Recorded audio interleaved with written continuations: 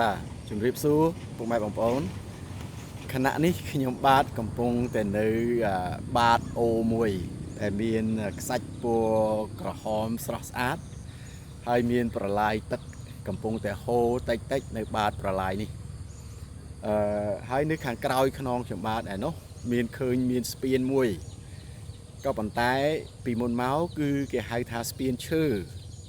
គេរើបាត់ទៅហើយคล้ายទៅជាស្ពានថ្មឥឡូវនេះស្ពានបេតុងនៅខាងឆ្វេងដៃរបស់ខ្ញុំបាទគឺមានទួលមួយវែងគឺជាកំពែងខាងក្រៅនៃទីក្រុងគូធំហើយមានទ្វារទឹកមួយនៅខាងឆ្វេងដៃទ្វារទឹកដែលហូរចេញពីកាសិនទឹកបាទឥឡូវនេះខ្ញុំបាទមុននឹងចាប់ផ្ដើមនិយាយរឿងរាមកេរ្តិ៍ភាគវគ្គទី10ខ្ញុំបាទតែងតែប្រាប់ទីតាំងនៅទីកន្លែងដែលខ្ញុំបាទ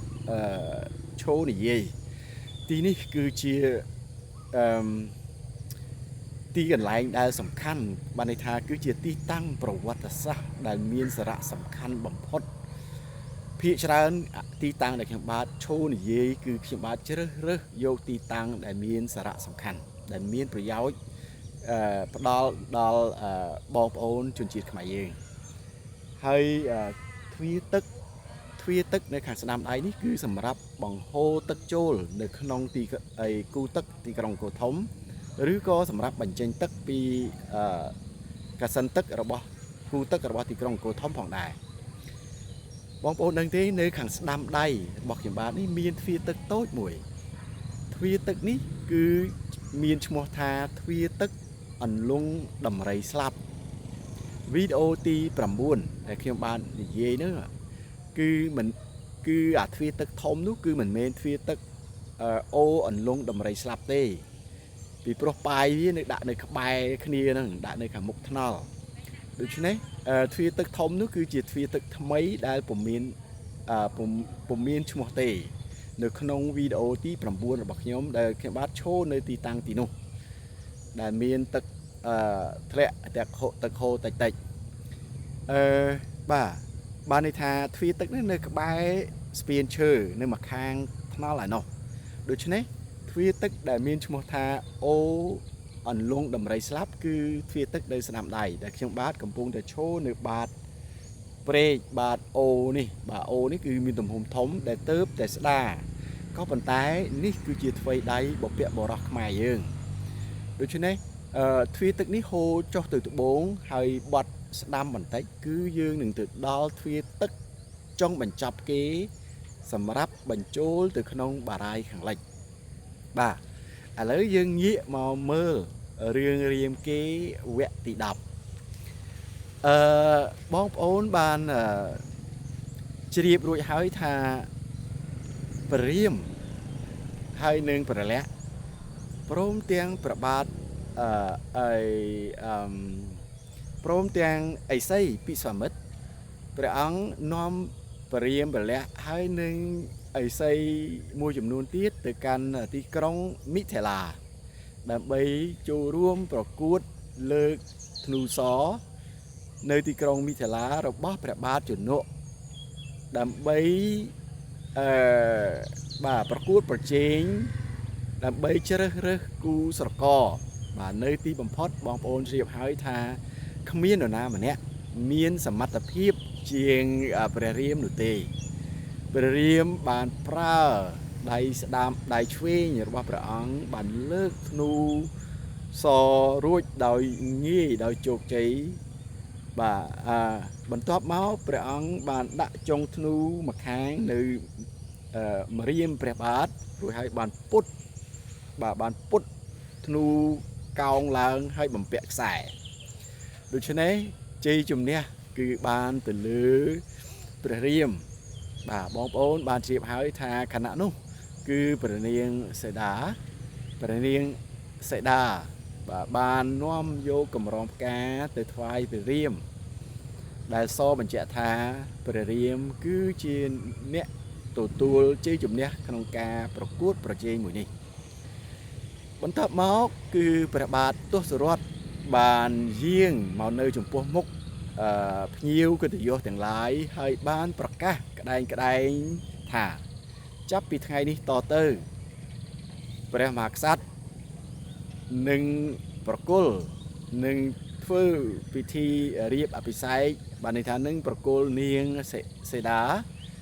ថ្វាយព្រះរាមដើម្បីคล้ายទៅជាមហេសីស្របច្បាប់បន្ទាប់ពីមង្គលការ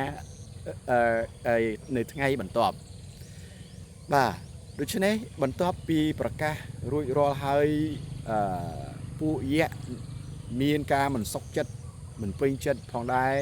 បានចង់បង្កប្រទុសរាយបង្កហិង្សាសង្គ្រាមនៅក្នុងសាលនឹងតែម្ដងក៏ប៉ុន្តែដោយសារព្រះបាទទសរថក៏ព្រះមហាក្សត្របាននិយាយមើងម៉ាត់រួចមកហើយស្ដីអំពីការប្រកួតប្រជែងនេះបាទឥឡូវយើងមើលបានន័យថារឿងរ៉ាវដែលកន្លងទំនាស់ដែលពួកយៈចង់បង្កនឹងគឺបង្ក្រាបរួចរាល់ដោយសារព្រះបាទទសរថពីព្រោះព្រះបាទសំទោសព្រះបាទជនុពីព្រោះព្រះអង្គក៏ជាក្សត្រដែលនិយាយ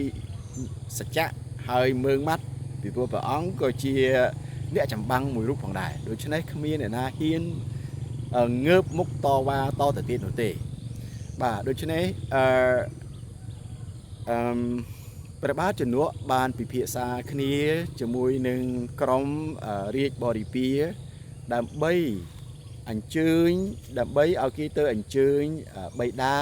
របស់ព្រះបាទបិតារបស់ព្រះរាមគឺព្រះបាទទសរថដើម្បីអញ្ជើញមកចូលរួមនៅក្នុងពិធីមង្គលការរបស់ព្រះរាមបាទនៅពេលនោះគឺព្រះបាទជនុបានបញ្ជូនទូតមួយបាទដែលជិះសេះមួយយ៉ាងលឿនយ៉ាងរហ័សបាទគឺទោះបីជារហ័សយ៉ាងណាក៏ដោយគឺប្រើរយៈពេល3ថ្ងៃឯណោះទម្រាំតែទៅដល់ទីក្រុងអយុធ្យារួចហើយបានរាយការណ៍អំពីបទបញ្ជាអំពីទីក្រុងមិថិលាស្ដីអំពីជ័យជំនះរបស់ព្រះរាមបាទស្ដីអំពីជ័យជំនះរបស់ព្រះរាមក្នុងការលើកធ្នូអ្វីៗគ្រប់បែបយ៉ាងផ្ដល់ពុទ្ធដំណឹងនេះទៅដល់ព្រះបាទទសរថហើយក៏ប្រាប់ទៅព្រះអង្គថាចូលព្រះអង្គមិនត្រូវបង្អែបង្អង់យូរនោះទេមិនត្រូវចាំស្អែកនោះទេពីព្រោះពេលវេលាវាកាន់តែពីព្រោះការធ្វើដំណើរវែងឆ្ងាយទម្រាំតព្រះអង្គចាក់ទៅពីនេះទៀតប្រើរយៈពេលអាចលើសពី3ថ្ងៃផងក៏ថាបានពីព្រោះអីព្រះបាទទសរថបានរៀបចំក្បួនដង្ហែ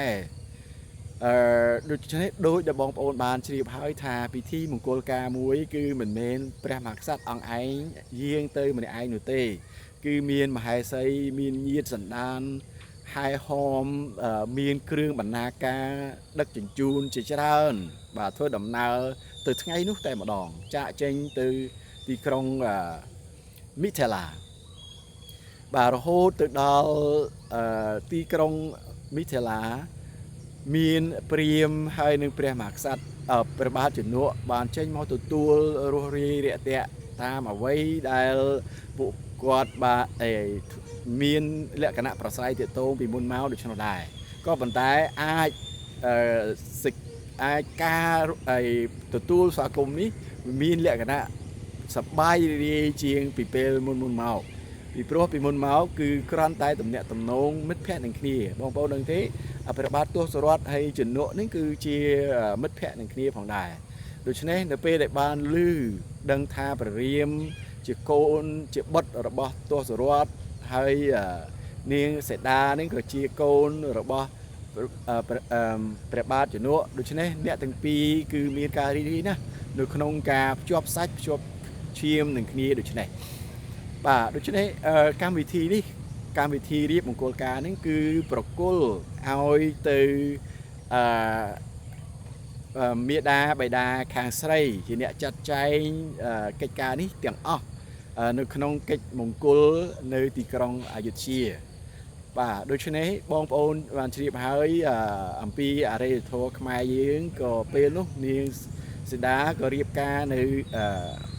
បាទនៅទីក្រុងមិថិលាជាមួយនឹងព្រះរាមបាទដូច្នេះបរិយាកាសគឺពិតជារីករាយអស្ចារ្យមែនទែនសម្រាប់នៅសម្រាប់ទីក្រុងមិថិលានៅពេលនោះដូច្នេះមង្គលរៀបអភិសេកបានកើតឡើងកក្រឹកកក្រែងមានភ្ញៀវបាទមានពិធីជប់លៀងធំដុំបាទដូចស្តៀងគ្នាខ្ញុំបាទគិតថាដូចជាមិនខុសគ្នាប្រមាណអំពីពិធីមង្គលការរបស់ខ្មែរប្រមាណនោះទេក៏បាទហើយក៏ពិធីមង្គលការក៏បានចប់សពគ្រប់ជាស្ថាពរបាទដូច្នេះខ្ញុំបាទសូមស្លេះតែប៉ុណ្ណេះនឹងបន្តភាគទី11តទៅទៀតអំពីរឿងរ៉ាវរបស់ព្រះរាមដែលហេតុការណ៍ដែលកើតឡើងក្រោយអំពីការរៀបមង្គលការរៀបអភិសេកបាទអរគុណសូមជម្រាបលាបាយបាយ